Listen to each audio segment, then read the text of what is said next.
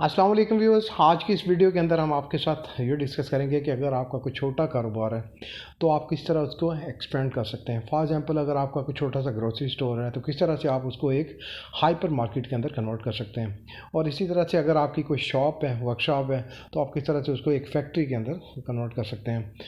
तो इसके लिए दो चीज़ों की बेसिकली ज़रूरत होती है। एक तो आपको इन्वेस्टमेंट चाहिए, सरमाया चाहिए, और दूसरा ये कि जब आपका वो स्टोर बड़ा हो जाए तो उसके लिए आपको ज़्यादा से ज़्यादा कस्टमर्स चाहिए।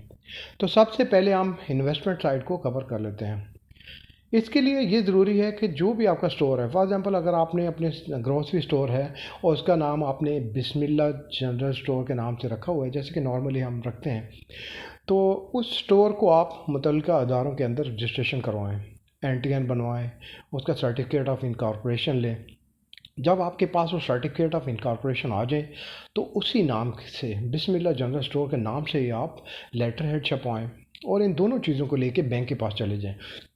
आप बैंक के पास जाके आप उनसे कहें कि ये बिस्मिल्लाह जनरल स्टोर हमारी एक कंपनी है या एक सोल प्रोप्राइटरशिप है, अब इसके नाम पे आप अकाउंट ओपन करें। वो बैंक सिक्योरिटी करेगा आपने जो भी है और आपके नाम से वो बिस्मिल्लाह जनरल स्टोर के नाम से, सॉरी, वो अकाउंट ओपन कर देगा। जब वो अकाउंट ओपन कर दे तो फिर आप बैंक के साथ रिलेशन कायम करें। आप रिलेशन कैसे कायम होंगे? बैंक के साथ ट्रांजैक्शन करके। जितना भी आपकी डेली सेल होती है, जितने भी पैसे इकट्ठे होते हैं, आप उनको बैंक के अंदर डिपॉजिट करें और अपने जितने भी खर्चे हैं वो बैंक के थ्रू करें। फॉर एग्जांपल, पहले जो आप खर्चे, यूटिलिटीज बिल, बच्चों की फीसें, बीवी को शॉपिंग या अपने सप्लायर को जो पेमेंट करते थे वो कैश की सूरत में करते थे, आप वो कैश की सूरत में बिल्कुल ना करें। बैंक के अंदर पैसे जमा कराएं, सप्लायर्स को चेक दें, वाइफ को ऑनलाइन पेमेंट अगर करनी है तो वो भी आप वीज़ा कार्ड या डेबिट कार्ड दें, उससे करवाएं शॉपिंग। बच्चों की फ़ीसें भी आप वीज़ा और डेबिट कार्ड से पे करें। यूटिलिटीज़ बिल जो हैं वो भी आप ऑनलाइन एटीएम से या जिस तरह से भी हो, जितना भी हो सकता है आप बैंक के थ्रू वो सारा काम करें। अब इससे होगा ये कि जो ट्रांजैक्शन आपकी पहले 60-70 हज़ार पे खड़ी हुई थी वो आपकी 4 या 5 लाख के करीब हो जाएंगी मंथली। इस काम को आपने 5-6 महीने या 1 साल तक जारी रखना है।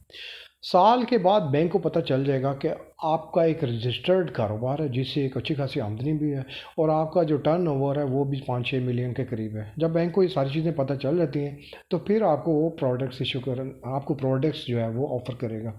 फॉर एग्ज़ाम्पल, वो आपको कहेगा कि आप ऐसा करें, हमसे गाड़ी लीज़ पे ले लें या आप क्रेडिट कार्ड हमसे ले लें।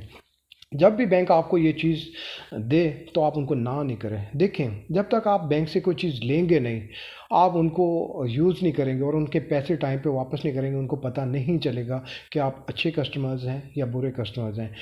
ठीक है, आप बैंक से गाड़ी लीज़ पे लें, उसको फिर अपने कारोबार के अंदर यूज़ करें और उसकी जो इंस्टॉलमेंट है वो हर महीने टाइम के ऊपर जमा कराएं। ये आप 6 महीने, साल तक ऐसे करते रहें।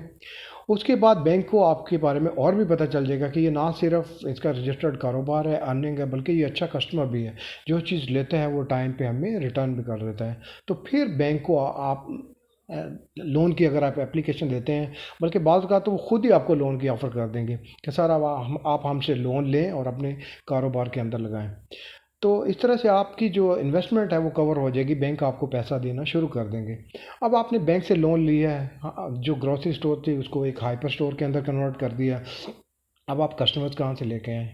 तो इसके लिए आप एडवर्टाइज़ करें। एडवर्टाइजमेंट वो चीज़ है जो छोटे कारोबार बहुत निगलेक्ट करते हैं, हालांकि ये बहुत इंपॉर्टेंट है।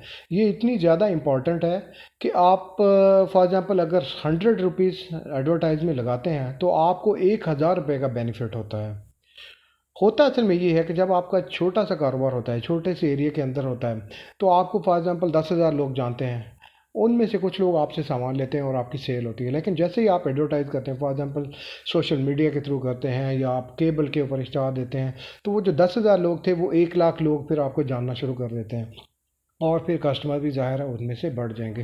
तो इस तरह से आपकी जो सेल साइड है वो भी ज़्यादा बढ़ जाएगी। अब आपका कारोबार और ज़्यादा बढ़ जाएगा, पैसा और ज़्यादा बैंक के अंदर जाना शुरू हो जाएगा, ट्रांजैक्शन बड़ी हो जाएंगी, टर्नओवर और बड़ा हो जाएगा। तो आपको बैंक जो है वो पहले थोड़े पैसे देता था लोन की शक्ल में, अब आपको वो ज़्यादा देना शुरू कर देगा। अपना हाइट पर स्टोर बड़ा करें, जब देखें कि ये इससे और ज़्यादा बड़ा नहीं हो सकता तो एक और जगह पे हाइपर स्टोर बना दें उसी सिटी में। फिर जब आप पूरी सिटी को कवर कर लें और आपके पास अब पैसा भी वाफर है, कस्टमर भी हैं, तो फिर आप दूसरे सिटीज़ के अंदर उसको लेके जाएं, वहाँ पे भी एडवर्टाइज़ करें, वहाँ पे अपनी ब्रांच खोल लें। फिर इसी तरह से लाहौर, कराची, पेशावर और हर जगह पे अपनी एडवर्टाइज के ज़रिए और अपनी इन्वेस्टमेंट के ज़रिए आप काम कर सकते हैं।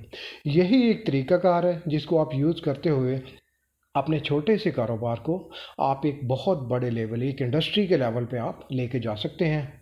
बिलीव करें, जितने भी ये लोग हैं जो आप देखते हैं कुछ साल पहले साइकिलों पे होते हैं, बाइक पे होते हैं टूटी फूटी, और कुछ ही अरसे बाद 5-6 साल के बाद वो बड़ी बड़ी गाड़ियों में घूम रहे होते हैं, और हम सोचते हैं कि पता नहीं ये क्या ही करते हैं और किस तरह से। यही साइंस है, लीगली तरीके से वो चलते हैं, बैंकों को यूज़ करते हुए।